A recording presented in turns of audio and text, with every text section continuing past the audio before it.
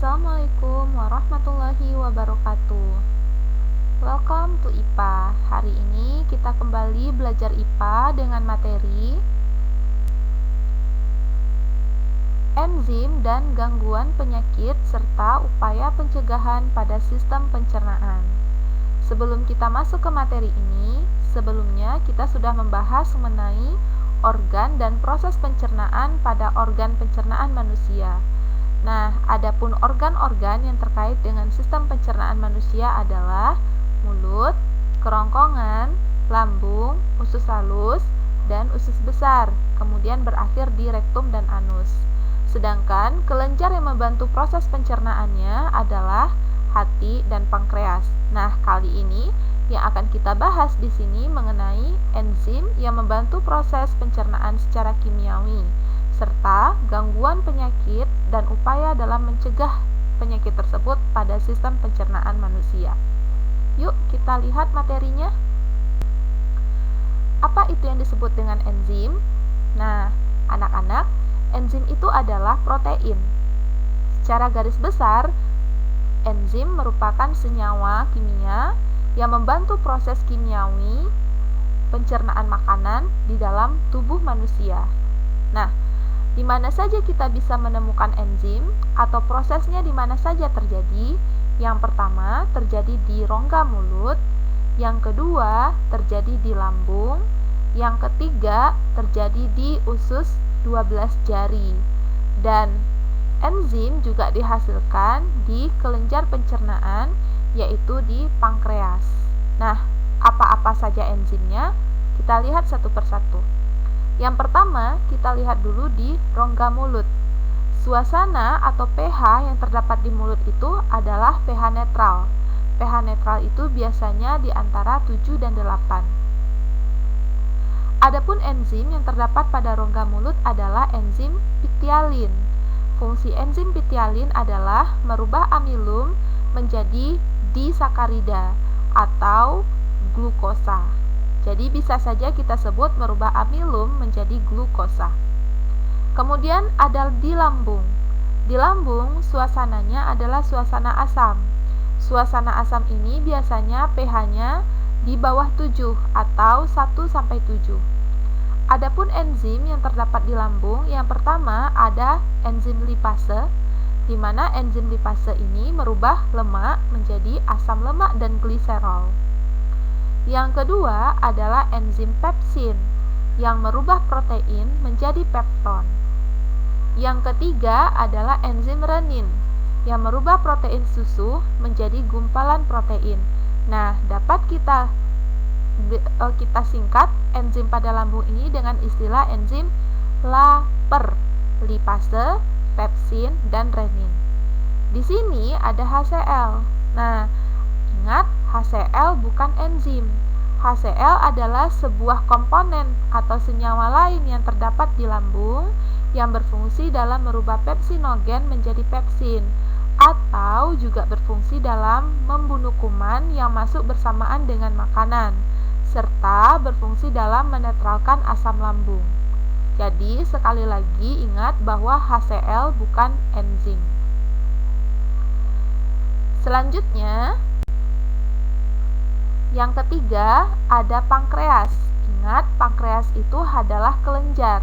Di pankreas, enzim yang berperan adalah enzim tripsin, amilase, stepsin atau lipase.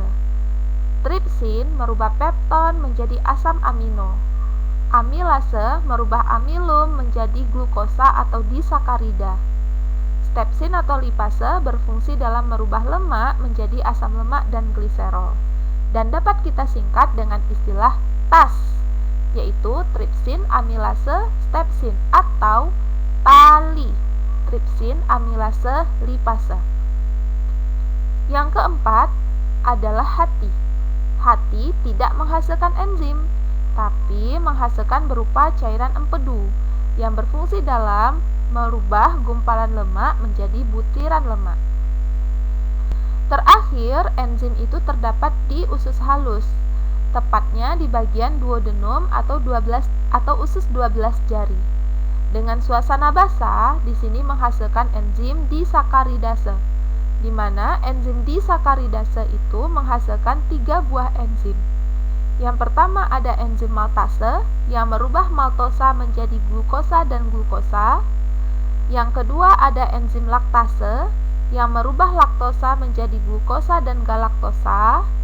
Yang ketiga adalah enzim sakarase yang merubah sukrosa menjadi glukosa dan fruktosa.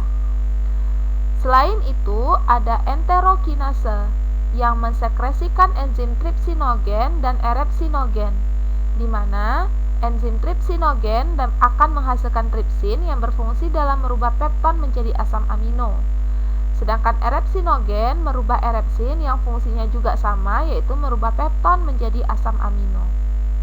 Yang terakhir adalah lipase usus, di mana berfungsi sama dengan lipase yang terdapat di pankreas dan lambung, yaitu merubah lemak menjadi asam lemak dan gliserol.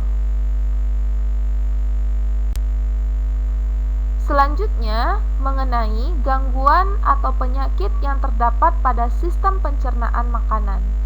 Yang pertama ada penyakit parotitis atau yang kita sebut dengan gondongan. Penyakit ini biasanya disebabkan oleh virus dan terdapat pada kelenjar gondok. Dapat kita lihat pada gambar.